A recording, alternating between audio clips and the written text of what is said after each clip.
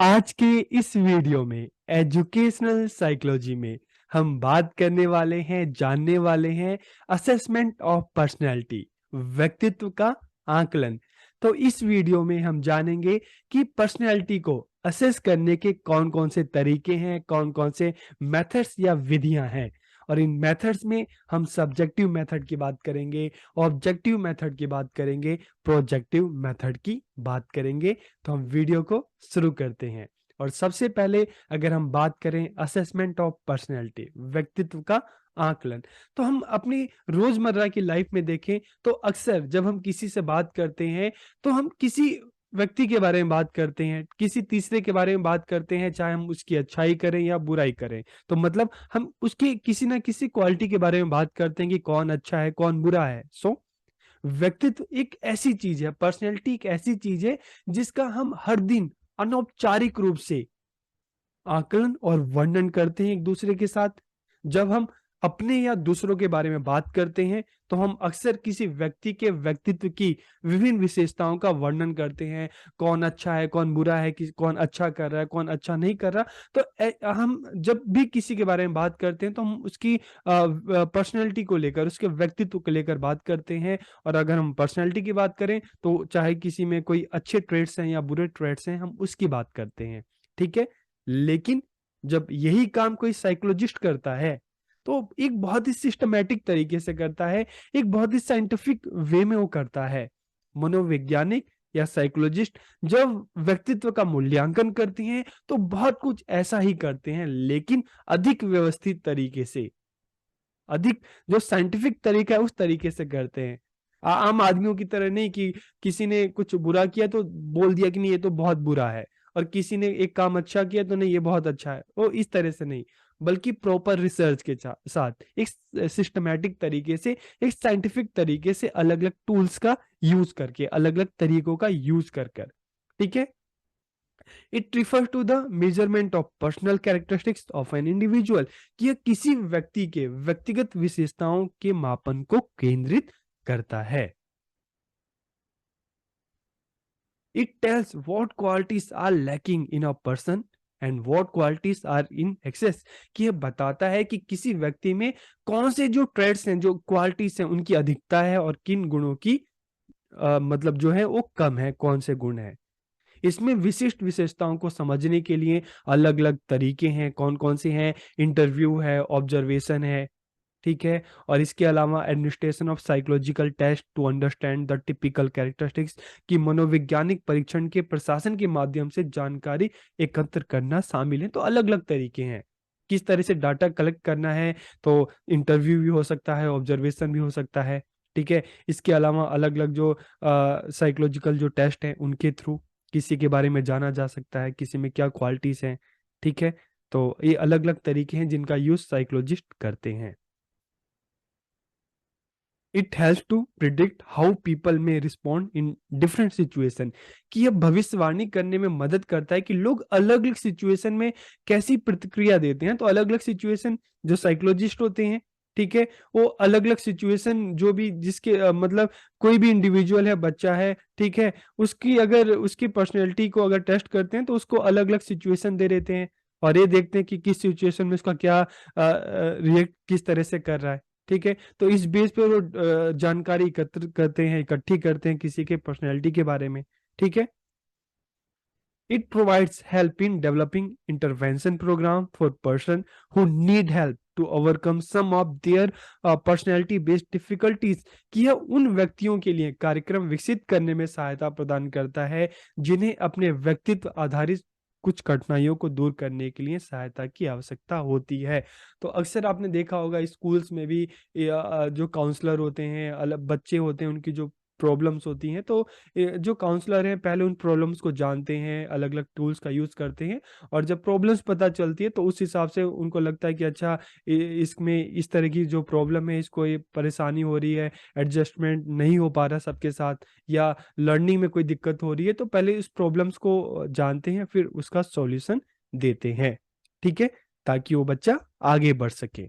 तो इसी तरह से यह उन व्यक्तियों के लिए कार्यक्रम विकसित करने में सहायता प्रदान करता है जिन्हें प्रॉब्लम्स है, ताकि उस प्रॉब्लम्स को दूर किया जा सके और जो उनकी पर्सनैलिटी है, व्यक्तित्व है, उसको निखारा जा सके। एग्जाम्पल के लिए, ठीक है, यदि कोई व्यक्ति बेहद शर्मीला है, कोई पर्सन है बहुत ज्यादा शाई है और अन्य सभी पहलुओं में अच्छा व्यवहार करने के बाद भी, कि कोई पर्सन है जो बहुत ज्यादा शाई है, बाकी जितनी भी सिचुएशन है सब में सबके साथ अच्छा काम करता है, सबसे अच्छे से बात करता है, बिहेव करता है, अपना काम टाइम पे करता है, लेकिन जब दूसरों के साथ घूमना फिरना होता है तो उसमें उसको बहुत ज्यादा शर्म आती है, बहुत ज्यादा शर्माता है और जाने से मना कर देता है। ठीक है, तो फिर आता है कि यार अब ये जो है, ये जो व्यक्ति है, हम कहते नहीं ये बहुत बोलता है, ये कम बोलता है, ये बहुत ज्यादा शर्मीला है, तो फिर इसका रीजन जानते हैं कि अच्छा इसका ये जो पर्सनैलिटी है, जो व्यक्तित्व है, इतना शर्माता क्यों है, क्या कारण है। ठीक है, तो इसका पता भी लगाया जाता है कि उस व्यक्ति में ऐसा क्या है जो इतना मतलब उसको इतना शर्मीला बना देता है। तो इस चीज की भी जांच की जाती है पर्सनैलिटी में। इसके लिए एक व्यक्तित्व आकलन इस तथ्य को समझने में मददगार होगा कि समस्या कहाँ है और किस प्रकार के परामर्श के माध्यम से इस समस्या को दूर किया जा सकता है। For this, a personality assessment would be helpful in understanding the fact where the problem lies and through what kind of counseling this problem can be overcome। कि पर्सनैलिटी टेस्ट में यही तो है कि किसी की क्या प्रॉब्लम है, क्या समस्या है, किसी की जो बिहेव है इस तरह का है तो क्यों है, उसका सॉल्यूशन क्या हो सकता है, इसी चीज का आकलन लगाया जाता है और उसके बाद उसको एक सॉल्यूशन दिया जा सकता है। Researchers have adopted a wide range of methods to assess important personality characteristics। कि महत्वपूर्ण व्यक्ति जो विशेषताएं हैं, ठीक है, उसका आकलन करने के लिए जो शोधकर्ता है, रिसर्चर है, कई तरीके उन्होंने अपनाए हैं। तो कौन कौन से तरीके हैं? सब्जेक्टिव मेथड है, व्यक्तिपरक विधियां हैं, ठीक है। ऑब्जेक्टिव मेथड है, वस्तुनिष्ठ विधियां हैं। और प्रोजेक्टिव मेथड्स हैं जिनके बारे में किसी की पर्सनैलिटी को एसेस किया जा सकता है, आकलन किया जा सकता है, उसके बारे में पता लगाया जा सकता है। ठीक है, तो सबसे पहले हम बात करते हैं सब्जेक्टिव मेथड की। इसको हिंदी में व्यक्तिपरक विधियां भी कहते हैं। ठीक है, the subjective methods are those in which the individual is permitted to disclose what he knows about himself as an object of observation. कि व्यक्तिपरक विधियां वे हैं जिनमें व्यक्ति को अवलोकन की वस्तु के रूप में अपने बारे में जो कुछ भी पता है उसे प्रकट करने की अनुमति है। मतलब क्या है, सब्जेक्टिव मेथड में सब्जेक्ट पे फोकस किया जा रहा है, व्यक्ति पे फोकस किया जा रहा है। तो इसमें क्या होता है कि जैसे मान लो आप हो, तो आपके बारे में, आपको अपने बारे में जो कुछ पता है आपको प्रकट करना है, सामने वाले को, जो रिसर्चर है, जो साइकोलॉजिस्ट है, उनको बताना है, आपको खुद के बारे में खुद से बताना है। ठीक है, these methods are based on what the individual says about his or her own traits, attitudes, personal experience, goals, needs and interest. कि ये विधियां इस बात पर आधारित होती हैं कि व्यक्ति स्वयं अपने लक्षणों के बारे में, दृष्टिकोण के बारे में, व्यक्तिगत अनुभव के बारे में, लक्ष्यों के बारे में, आवश्यकताओं के बारे में, रुचि के बारे में क्या कहता है। तो मतलब सब्जेक्टिव मेथड एक तरह का ऐसा मेथड है जिसमें जो भी इंडिविजुअल है उसको अपने बारे में खुद बताना पड़ता है कि उसका इंटरेस्ट क्या है, ठीक है, उसको किन चीजों में प्रॉब्लम होती है, उसमें क्या अच्छी चीज है, उसको कहाँ प्रॉब्लम होती है, तो उसको खुद के बारे में बताना होता है, अपनी इंफॉर्मेशन खुद देनी होती है। ठीक है, और इसमें कौन कौन से मेथड्स हैं? सबसे पहले ऑटोबायोग्राफी, आत्मकथा। तो आत्मकथा का मतलब है कि इंडिविजुअल अपने बारे में बताएगा, अपने जीवन के बारे में बताएगा कि वो क्या है, क्यों है, उसकी क्या अपना उसकी लाइफ जर्नी क्या रही है। तो मतलब जब हम अपने बारे में खुद बताते हैं, लिखते हैं, ठीक है, तो ये इसको ऑटोबायोग्राफी कहते हैं। तो इसमें जो भी इंडिविजुअल है, जो भी पर्सन है, वो अपने बारे में खुद से बताता है, अपनी लाइफ के बारे में, अपने जीवन के बारे में। तो पहला मेथड है, क्या है, ऑटोबायोग्राफी है, आत्मकथा है, जिसमें पर्सन है, इंडिविजुअल है, अपने बारे में खुद बताता है। ठीक है, फिर दूसरा है केस हिस्ट्री, व्यक्ति वृत्ति। अब देखो दोनों में क्या फर्क है कि ऑटोबायोग्राफी में तो इंसान अपने बारे में खुद बता रहा है, लेकिन केस हिस्ट्री में अलग अलग सोर्सेस हैं, आपके मम्मी हो गए, पापा हो गए, भाई हो गए, बहन हो गए, भाभी हो गई, दादा दादी, नाना नानी, अलग अलग जो आस पड़ोस हैं, तो उनसे मतलब उनसे डाटा इकट्ठा किया जा रहा है कि वो आपके बारे में क्या जानते हैं। ठीक है, वो आपके बारे में जो कुछ जानते हैं, आपकी लाइफ के बारे में जो कुछ जानते हैं, तो वो उनसे उनके थ्रू आपके बारे में पता लगाया जा रहा है। जैसे मान लो आप देखते हो कि इंडियन टीम में अलग अलग क्रिकेटर्स हैं, किसी ने सेंचुरी मार दी, किसी ने डेब्यू किया, अच्छा खेला, ठीक है। तो जो रिपोर्टर्स होते हैं उनके घर पहुंच जाते हैं, उनके मम्मी पापा से पूछते हैं कि अच्छा इसकी क्या जर्नी रही है, उसके फ्रेंड से पूछते हैं कि इन्होंने क्या स्ट्रगल किया। तो इस तरह से केस हिस्ट्री है, ठीक है, जिसमें जो भी पर्सन होता है उससे रिलेटेड जो भी लोग होते हैं उनसे जानकारी इकट्ठी की जाती है। तो ये इसको क्या कहते हैं, केस हिस्ट्री, कि उसकी लाइफ के बारे में दूसरों से पता करना।